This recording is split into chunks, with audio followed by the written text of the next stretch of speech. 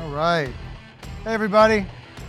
My name is Paul Ohls. I'm our Chief Revenue Officer at Airtable. My teams are in charge of engaging with our customers, supporting our customers, making you successful.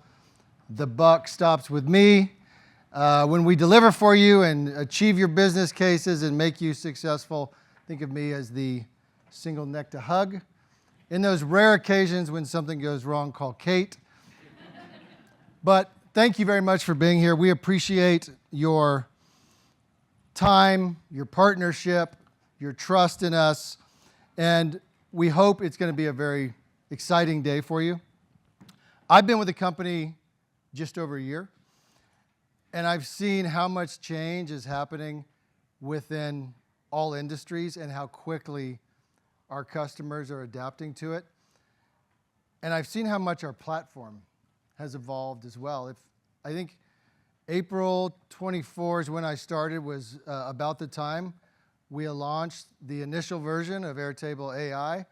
And to see how much innovation and see the rapid pace of innovation that's happened over the last years, and you're going to see it today, has absolutely blown my mind, and I hope it blows yours today as well. And so it's been an incredible thing to witness, and today we hope to share some examples with you, and at a minimum, plant a few seeds of some ideas that you can take back with you. So you see these company names here. There's many people in the audience today from these companies, and I wanted to share just a couple of quick anecdotes.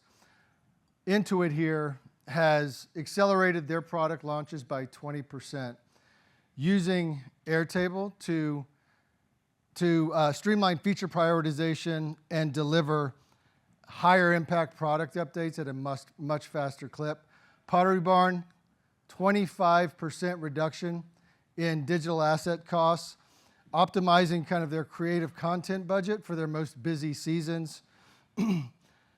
BlackRock product team was able to accelerate product delivery 2 times faster than they were doing before and create a level of transparency for their client-facing teams to give them visibility into the product roadmap and release schedule. And then finally, one that's not up here, but I want to talk quickly about because this is kind of hot off the press on some work we've been doing with them, but one of the largest advertisers in the world, is what I'll call it, is having AI agents actually complete about 80% of the campaign media plan creation directly from campaign briefs. So it's taking about 80% of the time, which was traditionally the most laborious part of the work for this client of ours. It's reducing that by about 80%. And so what does that mean? They're able to now run more campaigns, do more for their clients with the finite amount of resources. So big success, and you'll see some examples of these today. We were having dinner with a customer who works for one of the names up here a couple of weeks ago, and he made a comment that I know really resonated with me. And what he talked about was he had mentioned how previously with a lot of technology and platforms that quote unquote had been pushed on them, they've had to change the way they operated. They've had to change many of the things that made them a great company to adapt to inflexible technology. One of the things he talked about as it related to the work with Airtable, he said, Airtable allows us to become a better version of ourselves. We have not had to change the way we operate. All we've done is make ourselves more agile, faster, more innovative on the things that we already do very, very well. And it's this movement and this kind of concept that is driven by the people in this room. And it's that kind of movement and that support of the people in this room that has made Airtable one of the fastest growing technology companies over the last couple of years. And we're here for the long haul. We talk a little bit here around some of the increased services and support offerings that we've delivered and have now available for our customers. A new partner program, spent a lot of time this morning with our partners. They're doing some amazing things. We want to grow that program. and then the relaunch of our community and our MVP program, top of the top Airtable builders associated with the MVP program. So we continue to support you there. And as Kate said, today is all about you, the builders. So we're here to celebrate. We want to hopefully inspire you a little bit and get you ready for the next wave of AI innovation. From the beginning of our time, our builders have always kind of said to us, all right, show us, don't tell us. We're going to show today. And since the start of the company, 2012, our mission has remained the same. This is why we exist and why we will continue to push forth in making this a reality. So right now, it is my pleasure to introduce the man who came up with this vision and is still delivering on it, Mr. Howie Liu, our founder and CEO. That's it. Thank you. Hi, everyone. Thank you all for coming. This is such an exciting moment for not just Airtable, but really the world and for all of us as the community of people who I strongly believe will lead the AI revolution within every company. If there's one thing I can be certain of, there's so many things that are uncertain right now, even just in the AI world, where the model's going to go, is it open source going to win or closed source, which model provider, OpenAI, Anthropic, Meta, there's so much uncertainty. But there's one thing I am crystal clear on, which is that the real value of AI will only be unlocked within every company by builders like all of you. And I'm going to explain why.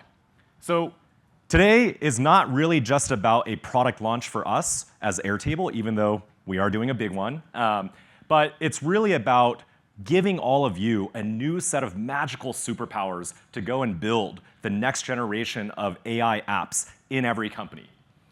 So a little bit of a downer I want to start with, which is this quote actually is from 2017, and it reflects on the pre-AI digital revolution. And even from 2000 to 2017, 52% of the companies in the Fortune 500 at the beginning of 2000 have gone bankrupt, been acquired, or ceased to exist as a result of digital disruption. And so the point here is that when you go through these big tech cycles, it really does create creative destruction. And companies that were once great titans and can, very stable and profitable can very quickly, almost overnight, go away. And if you think about AI and what's happening with AI, clearly it's an even bigger and even faster disruption. And so, kind of putting our heads in the metaphorical sand and avoiding it is not an option. This is happening to us. This is coming, and it's coming very quickly. And in fact, even before AI, from 1958 to today, just the average lifespan of companies listed on even the S&P 500 has gone down dramatically. So just the amount of turnover, the amount of disruption in the world is accelerating. Now, let's turn over to what the models are doing. So we obviously all saw ChatGPT a few years ago come out. We could have it compose a sonnet and sound like a pirate. You could ask it to summarize simple text. All these fun use cases. But as we've also known, AI is getting smarter and smarter. And this is a benchmark actually released by Stanford in their 2025 AI report, talking about the different types of use cases of AI. There's different benchmarks here. There's one that's on image classification. So that's the one where AI actually started to beat humans very, very early on, right? So even as early as 2017 or 2016, you can see ImageNet, this is one of the early kind of pioneering applications of AI, was actually able to beat humans at identifying images, let's say, to classify them or to identify bad imagery, et cetera. But what's really kind of quite astounding is that if you look across a wide array of other domains, you could have it benchmarked against the legal world, right, or accounting use cases, et cetera. Any of these use cases, you're seeing a really, really rapid progression of AI capabilities. And what you can tell in this graph is that every line is quickly, if it hasn't already, about to surpass the human baseline, right? The yellow dotted line. And you can make the argument maybe this is because AI is particularly good at knowledge, memory and retrieval, and it's kind of just regurgitating facts. But the truth is, if you look at some of the other benchmarks, so this is a benchmark called ARC, which is specifically designed to stump AI by giving it questions that have never been asked before. So these are questions that you can't just memorize the answer to like the SATs, but really it requires a reasoning-like capability where you're actually thinking through how to solve a novel problem, kind of like a Mensa for AIs. And what you can see is the early AIs, GPT-3, GPT-4 even, which were still pretty good at general purpose use cases, scored really, really poorly on this benchmark, right? Because it was intentionally designed to test for this more profound kind of reasoning capability. And now what we see is that with the recent past few models, and this happens to only show the OpenAI models, but the trend is there even beyond OpenAI, and if you look at Anthropic models, the open source models, they've all gotten better and better at true reasoning. And so there's no kind of denying the fact that AI is actually getting smarter, and it's becoming more powerful, and therefore the use cases that you can apply it to are actually getting broader and broader. So one example, I thought this was a very tangible use case, is let's say you are a shoe manufacturer like a Nike, and you want to get AI to recommend what to do about all the current tariffs, right? So a very timely topic, and it's basically strategy. This is more than just a simple question and answer. This is really asking it to advise you, almost like a chief of staff or a policy advisor, on something quite profound. And what we can see is that if you look at the earlier models, so ChatGPT 3.5, that was the original model that first came out when ChatGPT was made public, it gives you a very simple answer. It's not like horrible, but you can see it kind of glosses over a lot of the nuances that are actually quite important here. So what should I do about the tariffs? Well, based on the tariff impact report, I should definitely move production to the US to avoid all the new tariff costs, right? But that's obviously a very, very simplified and reductive answer, and probably not the right thing for Nike to just go all in on kind of changing its entire supply chain strategy around. Whereas, if you look at O3, this is the new reasoning model by OpenAI, right? And the best part is these models are only getting smarter and smarter, and faster, and cheaper. And this one actually says, although attempting to fully reshore, a hybrid model, which is keeping bulk basics in Southeast Asia while shifting only the 20 to 30% of quick turn lines to automated US or Mexico plants, sidesteps the specific 30% footwear tariff, right? And so on. And so this is a much more nuanced answer, and actually one that is really, really smart and understands the complexities of how tariffs work and how supply chain works, et cetera. And yet, there's kind of this weird incongruence where we see the models getting better and better. And they're so obviously, to anyone who uses them on a daily basis and experiments with them, so obviously capable of doing a lot of very strategic work. And yet, when you look around at companies, most of them are not actually transforming themselves in a dramatic way with AI. And 6% today of companies report using AI for regular production. Now this means like real meaningful use cases beyond just kind of experimentation, ChatGPT, et cetera. And it's still a pretty slow rate of increase. And there's a Goldman report from end of last year talking about all of this infrastructure investment we're investing into the picks and shovels of AI, but when will we actually see the returns from real businesses and business impact? So this is the big question. All of this kind of water of AI around us, but it's seemingly like there's not a drop for us to drink, metaphorically. And yet, there's a few companies, some companies, who are implementing AI and are at the forefront. And those are the ones that are really seeing profound gains from it. So the companies implementing AI are seeing up to 30% gains in productivity, speed, and revenue. I mean, that's kind of crazy. And if you take any company in any industry, whether it's media or retail, financial services, and you apply a 30% boost to their revenue or speed, I mean, imagine the competitive advantage and how quickly they're going to sweep the market from their peers. Adopting AI in R&D can actually reduce the time to market for products by 50%. I mean, that's huge in a world where new product innovation for any company, whether physical products, digital products, content products, is really the key to winning in this hyper-competitive, hyper-fast market.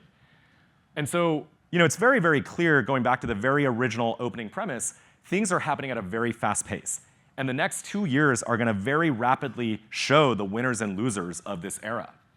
And yet, what are we going to do about it? This is not just something that will happen to us or should be let to happen to us as companies. This goes back to my other point, which is I strongly believe that builders, the people who are closest to the work and the data and the operations of the important parts of every business are going to be the ones who lead this revolution. Why? Well, your other approaches are not great. One approach is, well, we're going to go and just have a purely centrally led set of efforts where we're going to build some internal apps. They're going to take a few years to build. Maybe by the time we ship them, they're going to be a little obsolete compared to state-of-the-art AI. And we can only solve so many problems with that approach. And while that's not something that we shouldn't do, like there are some use cases that require a much more bespoke, centrally led, and slower approach to implement, that can't be the end-all be-all.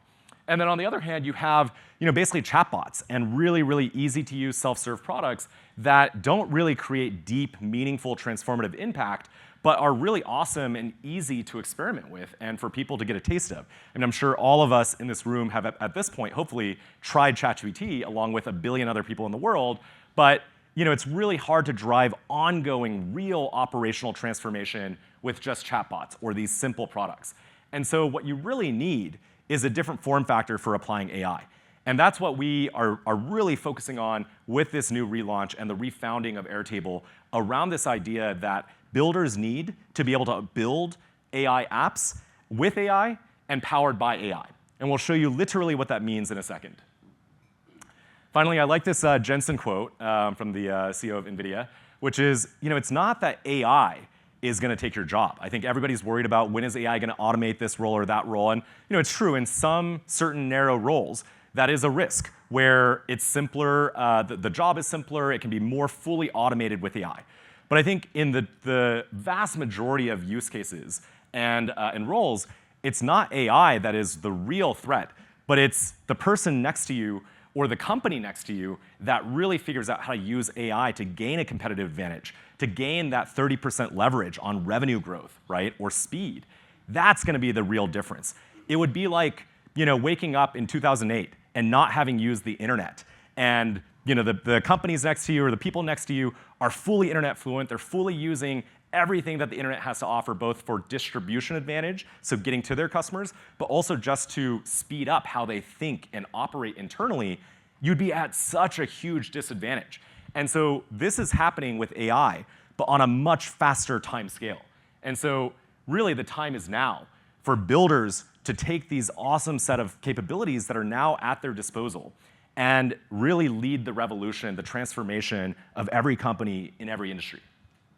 So I want to show you a quick demo of what this means in practice with Airtable. So this is actually a real product video where we've taken some of the image generation capabilities of OpenAI's newest model, and we've put them into an application workflow where instead of chatting with one image at a time and getting one output, and then you can go back and reprompt it and get another image output, you can now take, let's say, a campaign concept. So in this case, we are basically a smart glasses manufacturer, and we're trying to launch these new smart glasses out to the market. And we have a lot of different ideas around the directions we can take, different ways of depicting the glasses in lifestyle ads or in kind of futuristic ads or product emphasis ads.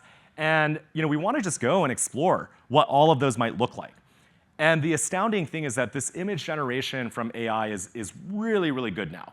And whether or not you believe in using the actual image generated by AI as the final output that you ship to the market, at the very least, it's an incredibly powerful way to preview and prototype all of these different directions that otherwise maybe you would have had to spend creative production cycles on just visualizing an even rougher cut of all the different things that you could do with these different campaign directions. So that's one example where you're able to take something that would have taken many, many hours and maybe hundreds of thousands of dollars of creative production costs and accelerate them to minutes and maybe dollars, right? Tens of dollars at most to do it automatically with AI. So humans really are still at the center of control. It's really about taking the creative inspiration and then deploying it en masse, on scale, and really in an operational workflow where the real value is created. So more on what we're launching today. Airtable has always been about democratizing software creation, as Paul shared. But when we first launched, that was really done best through a no-code UI, right? So drag and drop makes it really, really easy to understand what's happening. Now, clearly, AI is taking it to the next level. And the fact that you can go and talk to AI, an AI agent that can app build for you and is an expert on nearly every business domain and process, that's the real new magic that we're introducing into Airtable. So we've combined the best of both worlds in this paradigm and are giving all of our builders the ability to conversationally create apps. This is something that has been termed in the broader tech ecosystem as vibe coding, right? Where you just talk to an agent and it builds an app for you. But traditional vibe coding, if you can call it that, is really, really unreliable. It's basically AI generating code that has never been tested. It could be filled with data issues and errors. And because most builders don't know how to debug that code, the whole point is that it's opening this up to non-professional developers, then you're kind of SOL if there's something wrong, right? And especially if there's a data leak or a security leak. And so what we're doing is combining the best of these two paradigms, giving every builder the ability to conversate with a really, really smart, expert AI app building agent. And it's not just to generate the initial version of an app like a template, but it's really to take it all the way through to completion and evolution. So you can take existing apps today in Airtable and continue to talk to this agent to build out more and more. Add me a report that does this. Give me a dashboard that tracks this. Add this new table or add this new functionality. So it's really, really a new paradigm rather than a feature to think about how to app build. And in my opinion, the ultimate expression of our mission comes from the fusion of those two concepts. So it's not just conversational app building, and it's not just no code.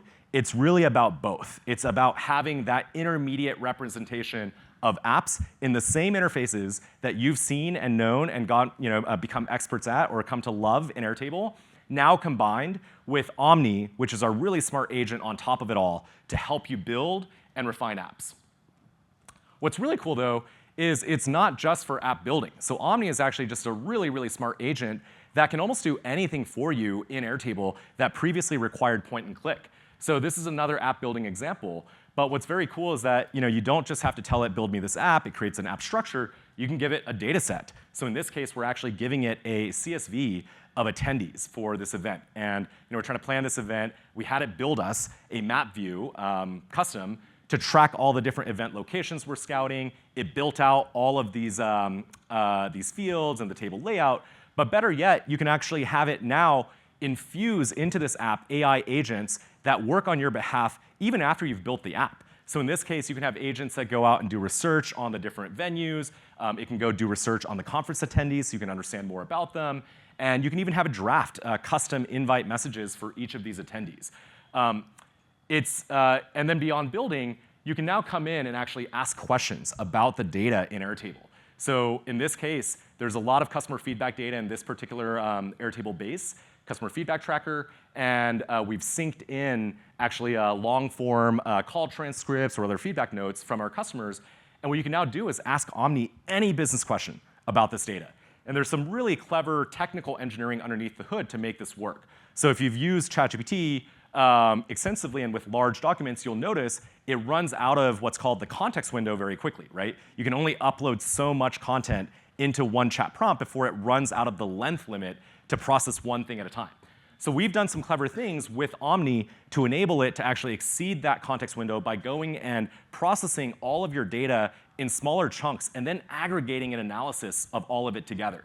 So you can ask really advanced questions like, just give me like an open-ended summary of all the themes that you're identifying in my customer feedback. You don't have to go and tell it, look for this specific keyword or this specific trend. You just tell it, look through all of these as if you were a human expert user researcher browsing maybe hundreds of hours of call transcripts at a time, literally reading through them, taking extensive notes, and then compiling a beautifully concise report about those trends and patterns. So this is huge for any business and not just user research, but if you think about any kind of long-form content, be it contracts, documents, reports on different markets or other companies, you can now take all of that context and get really, really advanced insights as if you had somebody spending hundreds of hours going and processing it as an analyst and surfacing expert-level results. So really a way to profoundly move your business forward, not just in rote automation, but strategic analysis. And even simple things now you can do with Omni. So in this case, we're a VC, and we're talking to lots of different interesting companies, probably in AI. And I just had a meeting with a really interesting company called Nexus, and I took my raw meeting notes. It could be in text form, it could be in PDF form. You could even voice dictate them into Airtable. And I'm asking it to actually take these raw, unstructured text notes and turn it into a structured data entry in this pipeline tracker within Airtable. So this is a way to take AI and just leverage it for even the banal, like these daily interactions with your data, where you're editing data, you're uploading content, and what otherwise would have been an annoying 20-minute session where you're coming down, taking your notes, cleaning them up, and trying to extract out the meaningful structured fields, like what's the financial performance of this company, what's the valuation of this round. It can go and do all of that automatically for you. So Omni is really, really smart, and think of it as the assistant to Airtable that now has been up-leveled to do almost anything that required point and click and keyboard before, whether it's app building, data analysis, or even just basic input and output of data within the app. And it's not just for builders. You can also enable it for end users as well. So if you've built an app and you want to make Omni available to end users to make it even easier for them to onboard into Airtable and start using Airtable, you can now do that. And Omni always respects the permissions of each user that's using it. So think of it as an assistant that is right there alongside every user of Airtable to meet them where they are in terms of skill level, but also meet them where they are in terms of their access levels within your Airtable apps. So that alone would be a pretty exciting thing for us to launch. But we are strongly believers that it's not just about using AI to build awesome apps that could have been built maybe 2 or 3 years ago with a lot more effort. It's also about making those apps agentic in the first place. Meaning, if you're going to build, let's say, a CRM, or in this case, this is a way to track product materials for a physical product manufacturing use case. So obviously, this is depicting a shoe product. So think of a popular athletic shoe brand, and tracking and sourcing all of the different materials and parts that go into each of these shoes. So in the past, you could have built an app like this with custom code. It would have taken a really long time, would have been very expensive. Now you can, of course, build it agentically by just talking to Omni. But better yet, it's not just about that initial app build. It's about how you deploy agents into that app to save you countless hours of ongoing work that you can automate. So in this case, we've shown how we can actually take many, many different documents that are basically the product material spec sheets for each shoe, and in uploading all of them en masse into this app, we're actually using agents to go and extract out key details and even perform risk and threshold assessments on the data within those PDFs to actually output structured attributes. So we've seen this use case come up many, many times with our customers. It could be contract analysis, so in media rights or talent management, taking a bunch of, let's say, artist contracts and being able to extract out all the meaningful attributes like what's the royalty rate on streaming versus on touring, et cetera, and then to be able to run operational workflows around that. So it's not just a one-and-done simple analysis like you would get in a chat product or a one-off analysis product, but you're actually building an operational system of record that's powered by AI. That's the real unlock. Going back to that AI creative production use case, the possibilities here are quite customizable and endless, because it's not just about us giving you one brittle solution to generate imagery with AI. It's actually about allowing you to design the entire workflow around these AI capabilities that you want. So if there needs to be a human approval step or a human curation step where AI first generates different ideas, directions that you could take it. Here's the technical product review direction where we want to showcase all of the technical capabilities of this new eyewear line. Or here's the lifestyle direction where we just show people living their everyday lives with these AR glasses integrated in. You can give it curation and feedback on those different directions first before then saying, okay, now let me see 50 image variants that represent that direction, right? You could also say, better yet, I want to take all of these images and actually localize them into different regional campaigns. So not just literally translating the text and then overlaying that or re-rendering the imagery, but actually having AI go and intelligently using the context already in your operational system of Airtable. It might know that in certain regions, certain types of positioning or certain types of wording works better, right? And so it's real intelligence applied under your design into these real operating workflows. So rather than having to go again and again in one-off use cases of AI, you're building it into a complete system. Finally, one last quick demo. This is one of my favorites, where you can take any company and deploy an army of thousands of web research agents. So if you haven't used ChatGPT Deep Research or the Anthropic equivalent, you should definitely do it. It's awesome.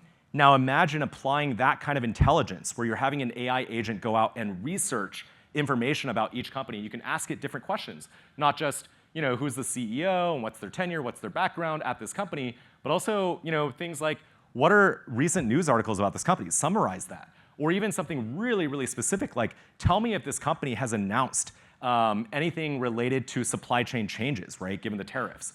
And so you can extract out these really, really interesting research insights using this army of web research agents that you can instantly deploy to go and do hundreds, if not thousands of hours of work for you within seconds or minutes. That's really, really profound. So I want to end on this quote, which is from one of our builders, Corin, who works at West Elm. And it's that we can be the innovators who create the foundation for the rest of the company to go into the next era. And I think this is a really, really great way of capturing the opportunity here. Because anyone can go and experiment with AI in a one-off ad hoc way, right? ChatGPT is now literally accessible to anyone. It's free. You can just go in. You don't have to sign up. And you should. You should use all of the AI products out there to experiment and learn. But experimentation and ad hoc usage is not enough to perform the real business transformation that we've talked about before. And in order to do that, you need AI apps. That's the form factor. By definition, an app is a way to represent an ongoing or recurring use case where you have data, you've got some logic, you've got some interface, and there's never been a time when that paradigm has been more important than now. Because the AI era is not going to replace apps with just a bunch of free-floating AI agents that figure everything out for you. It's got to be about humans designing the data structure, the workflow, and putting really smart AI agents into the right parts of that workflow to do things like the web research or the document analysis that we just showed, and to work alongside human steps of approval and direction giving and curation. That's where you're going to get the real transformation and real needle-moving impact with AI. So thank you all for joining for today. We're really excited to go into more depth on all of these product capabilities. And I'm really, really excited to be part of the community with all of you that's going to take all of our respective companies into the AI era together. Thank you.